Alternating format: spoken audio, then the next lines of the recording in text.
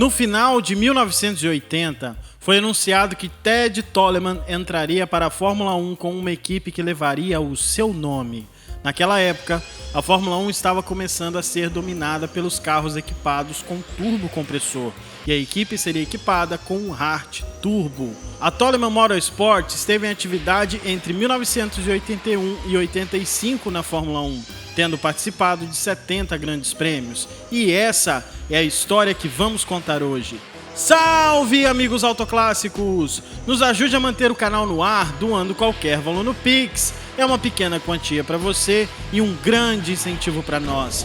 Vamos juntos! Deixa o seu like, quebra essa pra mim, vai! Inscreva-se no canal, assista aos outros vídeos e ative o sininho para não perder nenhuma novidade. Agora, sem mais delongas, pegue um café, acomode-se na cadeira e acelere com a gente.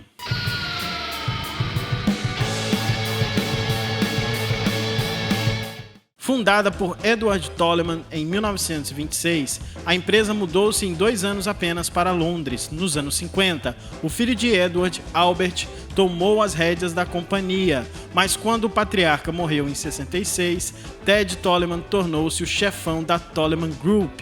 Em 77, Ted conheceu Alex Hallcridge, o entusiasta do automobilismo, e a Toleman começou o seu envolvimento no esporte a motor, primeiro na Fórmula Ford 2000. No ano seguinte, a recém-criada Toleman Motorsport aliou um chassi March 782 com motor BMW para Red Dogg. Em 79, ainda comprando chassis de outros fornecedores, Hallcridge contratou um sul-africano de nome Rory Barney, você conhece esse nome? Para desenhar um Fórmula 2. Na temporada de 80, além de construírem carros para o time oficial, tiveram a Docking e Spitzley como clientes, além da San Remo Racing. O modelo TG280, o primeiro monoposto com o grife Toleman, foi um sucesso. Aliado ao motor Hart e aos pneus Pirelli, com o suporte da British Petroleum, o desempenho da Toleman Motorsport foi excelente. Brian Henton sagrou-se campeão europeu de Fórmula 2 com 61 pontos, 3 vitórias e 9 pódios em 12 corridas daquele ano.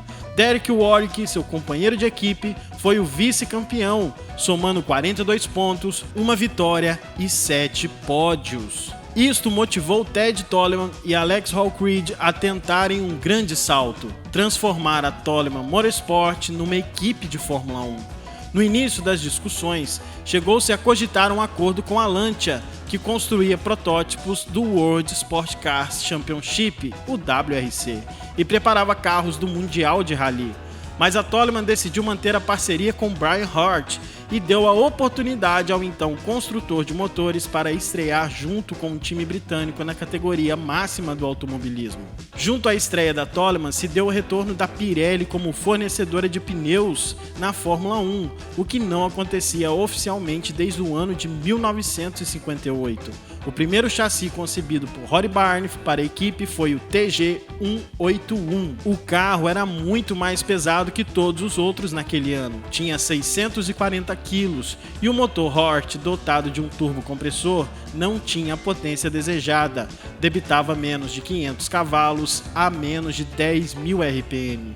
Ausente das 3 primeiras corridas, oeste dos Estados Unidos, Brasil e Argentina, a Toleman fez sua primeira aparição no GP de San Marino em Imola. Warwick e Henton foram os mais lentos na qualificação entre 30 pilotos. Após 9 fracassos consecutivos, a Toleman finalmente qualificou o TG181 para uma corrida, nas mãos de Brian Henton e em Monza. O britânico alinhou em 23º e penúltimo para terminar em 10º lugar. Foi um resultado que injetou ânimo ao time e, embora no Canadá os 2 pilotos tenham falhado na qualificação, Derek Warwick finalmente fez sua estreia na última corrida do ano em Las Vegas, largando em 22º e abandonando após 43 voltas por quebra de câmbio. Em 1982, a Toleman permaneceu na Fórmula 1 com o mesmo pacote técnico e o novato italiano Theo Fabi, então com 26 anos, sucedendo Brian Henton. O chassi TG181 foi adaptado à volta do efeito solo e virou TG181C, Com 50 quilos a menos e o motor Hort ganhou potência. A equipe começou o ano com o Warwick classificando-se em 14º no grid no GP da África do Sul em Kyalami e abandonando depois de um acidente. Após a desclassificação dos dois carros no Brasil e em Long Beach, correu no esvaziado GP de San Marino em Imola. Sem muita oposição dos times britânicos, a equipe, que era do bloco da FISA de Jean-Marie Balestre, poderia ter alcançado um bom resultado. Warwick abandonou com pane elétrica e Fábio, mesmo tendo recebido a quadriculada, não completou o número de voltas necessário para ter direito à classificação. Já falamos desse episódio de Imola por cima em um vídeo, mas vale um vídeo explicando todos os detalhes. Aguardem! No GP da Bélgica, nenhum dos dois pilotos terminaram e em Mônaco, a velha rotina. Warwick e Fábio ficaram de fora. Após isso, Alex Hall-Creed sugeriu uma pausa para reavaliar o desempenho da equipe e a Toleman não viajou para as corridas de Detroit e Montreal. No GP da Holanda, Derek Warwick classificou-se em 13º e abandonou com um vazamento de óleo, mas o piloto entrou para a história ao fazer a volta mais rápida em prova, com um tempo de 1:19.780. Soube-se tempos depois que o TG 181C de Warwick estava de fato com pouco combustível e pneus Pirelli de composto macio, uma artimanha bem sucedida para fazer um pouco de holofotes para a equipe. Já o GP da Inglaterra em Brands Hatch seria memorável para a equipe e Warwick, acompanhem comigo.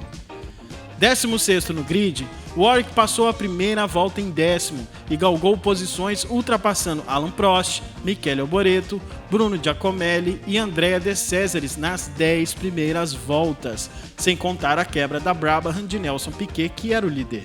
Inspirado, Warwick ganhou mais uma posição ao superar a Lotus de Hélio De Angelis na 12ª volta, e 6 voltas mais tarde, o britânico já estava em terceiro ao superar Derek Daly, da Williams. A segunda posição era de Didier Pironi e a liderança de Niki Lauda, de McLaren. Pironi guiava para a Ferrari, a poderosa equipe italiana que seria campeã mundial de construtores. Quem poderia imaginar àquela altura que a Toleman conseguiria a façanha de ultrapassar um carro da Ferrari? Pois foi exatamente isso que aconteceu. O Warwick deixou o Pironi para trás e confortavelmente se instalou em segundo até a altura da 41ª volta, quando quebrou algo no Toleman TG 181C, o que gerou uma mistura de espanto pelo desempenho e frustração pela quebra.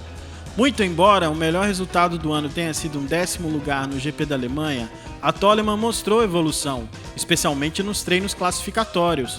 No fim do ano, foi apresentado o TG 183, o primeiro chassi da equipe concebido em compósito de fibra de carbono em detrimento do alumínio usado no TG 181 e seus derivados. Em 83, Bruno Giacomelli assume o lugar de Fábio. Warwick termina na zona de pontuação nas 4 últimas corridas daquele ano e até mesmo o estreante Giacomelli conseguiu um 6º lugar em Brands Hatch, chegando imediatamente atrás de seu companheiro. O time fundado por Ted Toleman e Alex Hall-Creed dava os primeiros passos em direção à consolidação na Fórmula 1, mas ainda faltava algo para a equipe garantir um lugar forte ao lado de Ferrari, McLaren, Williams, Lotus, Mercedes, Brabham, Renault, Tyrrell, BRM, Alfa Romeo, Maserati e Ligier, entre outras. Entre 81 e 83, o time colecionara 33 eliminações na pré-qualificação e 32 abandonos, com sua dupla de pilotos terminando apenas 15 corridas. Mas tudo mudou em 84, quando a Toleman apostou todas as suas fichas numa nova estrela, que havia acabado de conquistar o título da Fórmula 3 inglesa, Ayrton Senna. A equipe mudou totalmente a sua formação de pilotos. Senna assumiu o assento de Warwick, que foi para a Renault, e para o outro carro foi contratado o piloto venezuelano de Fórmula 2, Johnny Cecotto. A estreia de Senna no Brasil foi frustrante. O brasileiro foi o primeiro a abandonar com apenas 8 voltas. Na África do Sul, uma corrida que merece um vídeo só para ela. Senna, com problemas na direção do carro durante toda a corrida, consegue um 6º lugar e seu primeiro ponto na Fórmula 1. O esforço foi tanto que ele desmaiou ao chegar nos boxes no fim da prova. Na etapa seguinte, na Bélgica, Senna repetiu a dose, largou em 19º e terminou novamente em 6º, 2 posições à frente de Piquet, campeão do ano anterior, com o seu Brabham BMW. Depois de 2 péssimos resultados nos GPs de San Marino e da França, a Toleman viveria seu dia de glória em Mônaco.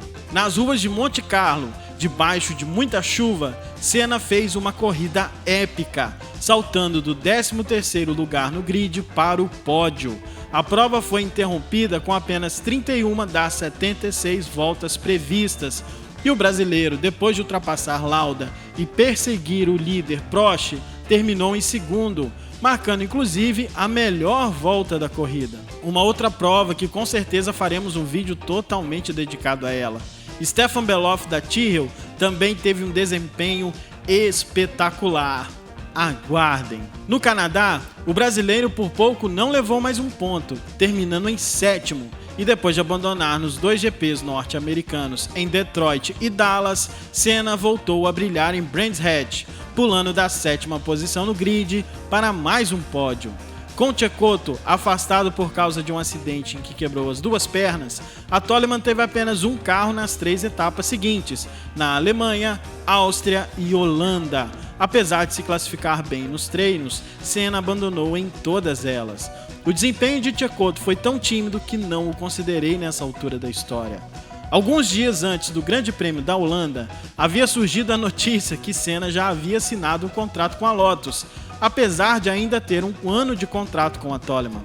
Embora o seu contrato afirmasse que se caso Senna encontrasse uma equipe melhor, ele poderia assinar. Ainda assim, Senna foi penalizado. Como a Ayrton não informou ao diretor da equipe Alex Hallcreed sobre o acordo com a Lotus, como forma de punição, foi suspenso para o GP da Itália, a próxima corrida. Para o lugar de Senna, o time chamou Pierluigi Martini para se juntar a Stefan Johansson, que foi contratado para disputar as 3 últimas etapas do campeonato. O italiano não conseguiu se classificar, enquanto o sueco chegou na 4ª posição, o que deu o alento a Toleman de que o carro andava bem e que não era simplesmente talento do brasileiro. Na última etapa da temporada de 1984, em Portugal, no circuito do Estoril, Senna não só conseguiu a melhor posição no grid de um Toleman em toda a sua história, largando em 3º na 2ª fila, como subiu novamente ao pódio, ao lado de Prost e Lauda, colocando a modestíssima equipe de Whitney ao lado da colossal McLaren. As performances do brasileiro garantiram o 7º lugar na tabela dos construtores para o time britânico, que ficou à frente de Alfa Romeo e Ligier naquele ano. Em 85, na despedida da equipe da Fórmula 1, Theo Fabi completou apenas 2 provas. Nesse ano de despedida, a Toleman adquiriu um grande patrocínio da empresa de roupas Benetton, que anteriormente patrocinava a Tyrrell e era na época o principal patrocinador da equipe Alfa Romeo. Durante a temporada, a empresa adquiriu totalmente a equipe, que foi renomeada como Benetton Fórmula, antes mesmo do fim da temporada. E em 86, conquistou sua primeira vitória na penúltima etapa, o GP da Áustria, com o piloto local Gerhard Berger. Depois a Benetton foi vendida para a Renault, que depois foi adquirida pelo grupo Genie Capital, sendo renomeada para Lotus, que foi recomprada pela Renault em 2015 e a partir de 2021 foi renomeada como Alpine. Não precisam ficar confusos, eu prometo que farei um vídeo contando toda essa cronologia de proprietários e nomenclaturas. Aguardem! E aí, o que acharam da história da Toleman?